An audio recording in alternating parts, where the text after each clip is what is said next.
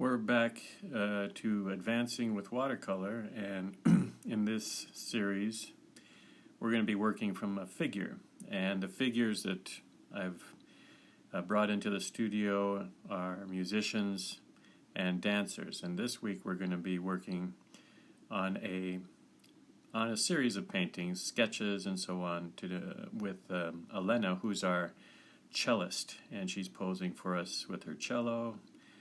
This is the finished painting done on based on a sketch and a photo that I'm going to show you, but very much built up in the way that we work in front of the model. I'm using a single tone, which is sepia, and a few accents of jaune brilliant, which is a opaque watercolor.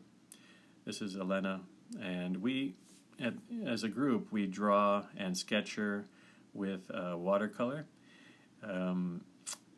And we do it when she's in a still pose, and we also do it when she's playing. And many of us prefer to work while she's playing because her posture, her expression, her manner with the bow and the instrument changes dramatically. This is also true of the dancer that we bring in. But to warm up, I recommend doing some gesture drawing, which we usually do very quickly. You can tell my pencil is not even leaving the paper. It's creating a massive lines that loosely describe the pose. And into that I will add some strokes of color using sepia again to build out the form or the shape, and then later on the form of the pose, a particular pose. Sometimes we do these very quickly in a matter of minutes, and that sort of tempo is actually good for the watercolors to do because it forces you to make quick decisions and anticipate what's going to happen with not only the media but with the model, and express that through lively brushwork. So it's a great training to work from a model with a time limit, trying to capture the pose. In today's exercise, I'm very much thinking about not only the model, but the shadow that's being cast from the model or from the window that opens and allows light into the studio. This is going to be a focal point of the finished piece, and I'm starting to exercise it in these small sketches. This sketch, as I say, I'm using a single color, which I really recommend, especially if you're new to working with the figure, or if you are warming up. If you're just starting painting for the day, and sometimes it's a little awkward to get right into a full color painting, so I really like to warm up with a single tone. And these single tone paintings actually end up sometimes having a great appeal, a great representation of the subject. Part of that is because our choices are limited, and we can really focus on things like brushwork, like a gesture of the pose, like the instrument. All these things we can concentrate on if we're not having to try to match color. So here you can see I'm working with a second color, and one thing that I'd like you to appreciate is how I'm using the brush. In all the paintings that you see me do in this little exercise, I'm holding the brush by the back, by the very end of the brush, and this allows me to, I also work standing up. These things combine to allow me to use my arm to create the stroke, or even my shoulder, or even my back. And this is not uncommon. Maybe it is among painters, but it's not uncommon for example, in the field of sports or even music, where if we use a larger muscle group to drive our hand, our body, our physical motion, we get more accuracy, we get more power, we get more expression. So I hold the brush by the very end, and I know this is awkward, especially if you haven't done it before, but I believe that if you give it a try and work this way, you'll find that you end up with more expressive brushwork. For me, that's a very important result in my painting, is to get a feeling that it was done by a brush, that it was done with some exuberance, that it was done with some feeling of the gesture or the particular way that the model is posing. So all these things figure, not always consciously, sometimes it's subconscious, but all of these things figure into my working habit. See, I've moved my hand up now because I'm making these very final last touches, separating the fingers, adding something to the fretboard, adding some fine lines. As a last touch, I'll move my hand down to the end of the brush and stabilize my wrist on top of the paper. What you see me doing now, I'm working from a second pose, but I didn't do any pencil drawing. I'm working strictly with the brush. This is another great exercise for those of you who are getting into watercolor painting or getting into working from a model with watercolor. This asks you to think about your subject in a different way, more purely as a shape, an extension of a large shape into smaller shapes. In fact, that's very much how I am building this watercolor, is working from the torso or the larger shape outward. And it doesn't allow you to get too refined because you're concentrating on those big passages. That focus on the larger passages is what's driving the brushwork and driving you to leave some areas untouched, driving you to define certain shapes.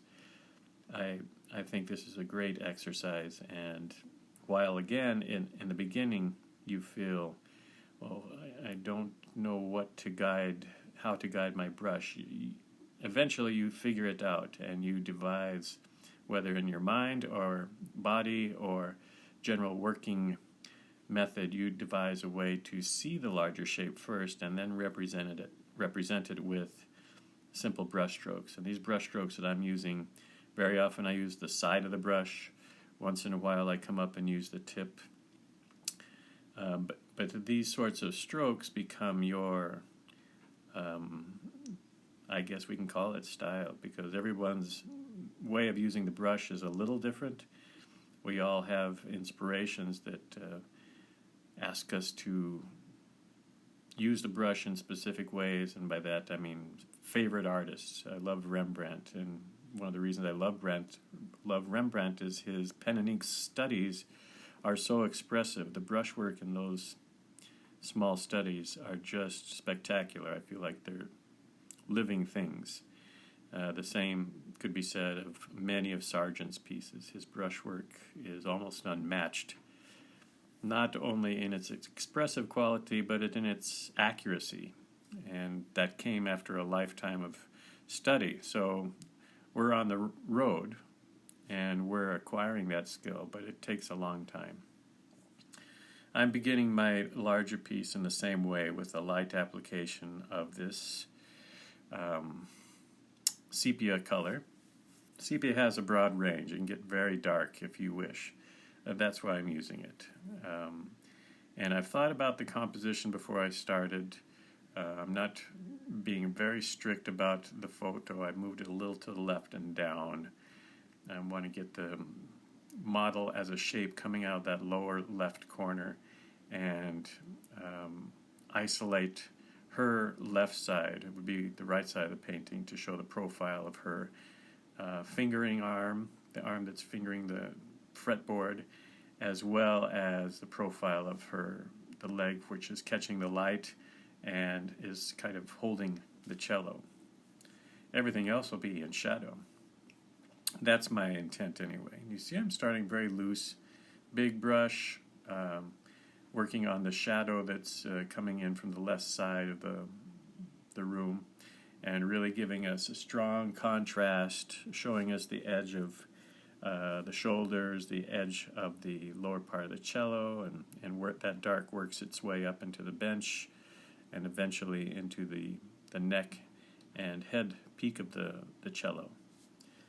And I try to do this part well, I'm actually forced to because I'm not drawing it. I'm not concentrating on edges as much as forms and connections of lights and darks and interesting shapes. That's very much in the forefront of my mind. And this method allows me to be freer. And once in a while, of course, we make a little mistake. It's not impossible to recover from. And this sort of thinking, too, is very beneficial to the watercolorist. I know that it's typical. We see our mistakes before we see the real beauties that we've created. That's true of every artist. But I think working with this media for some time has kind of required me to look beyond that and find a way to resolve a mistake, incorporate it, mask it. Many things we can do to do that. In fact, the mistake is probably a poor choice of words. A better choice of words would probably is the painting didn't go according to plan, and maybe our plan was a little overambitious to begin with, or there were some faults in our plan. In any case, things did not go according to plan. That doesn't mean it's the end of the day. All it means is we have an opportunity to do something we hadn't intended on doing. So that's very much in my thought. If my brush makes a mistake or whatever, didn't go according to plan, I can usually recover. Well, here you see me working into wet areas with darker, thicker paint, and I'm trying to state some of the darker passages in the clothing, within the cello. And I'm also at the same time trying to isolate the lighter parts that I think will be crucial in getting her expression, getting Elena's expression, getting the right shape to her hands, which I find to be very important, getting the right angle of the cello, also important, and as well as getting a strong sense of light. To me, that's what creates the beauty in the painting, and so it's very much a concern of mine. You see, now I've isolated the forearms and the hands in a very positive way, proportionally correct, and they're landing on the instrument the way that I was hoping they would. I can concentrate now on building up the interior of the instrument, start to work on details in the body, face, legs, etc. But the major aspect of this painting is already there. The shadow dancing up the wall, the light coming strong from left across the cello and across the body of the cellist. That shape is absolutely the foundation of this painting. And even though I'm working with darks on the smaller interior shapes, it'll be this large shape that we perceive and we appreciate first if we're seeing it for the first time. And I'm using a smaller brush, a mop brush now. This is a Raphael synthetic, and for this sort of work it's pretty good. I like it because they have a longer skinny handle, feels good in my hand, keeps a fine point, also holds a good amount of water if I should need it, but I love the shape of this mop brush because it comes to a point, and yet I can use the side of it to get a broad dry stroke in the same movement if I wish. Sometimes you see me stroking the paper, sometimes you see me pressing the paint into it. All kind of depends on the sort of mark that I want to leave behind. Sometimes I want to flatten out an area, so I press hard on the brush and flatten it out. I don't know if this is frowned upon or not, and truly don't care because it works for me. It gives me the result that I'm looking for. In the end, in the long run, all this stuff, you may find yourself using some of these techniques, some of the things that I'm suggesting, and they just don't work for you. That doesn't mean that it's it's the wrong technique, maybe the right technique for me or someone else, but also I try to talk about, and maybe this is even more important, are the design aspects, the reasons that I'm using light here and dark here, why I'm using a soft edge here or a hard edge here, why I'm using such a strong contrast, etc. These are more important, and they're important to every media, not only watercolor, but they're important in every media that we use, drawing included. The design elements, the compositional elements, the decisions made before the painting's even really begun about placement, about how we're going to use a big graded wash on the left side to kind of envelop our figure.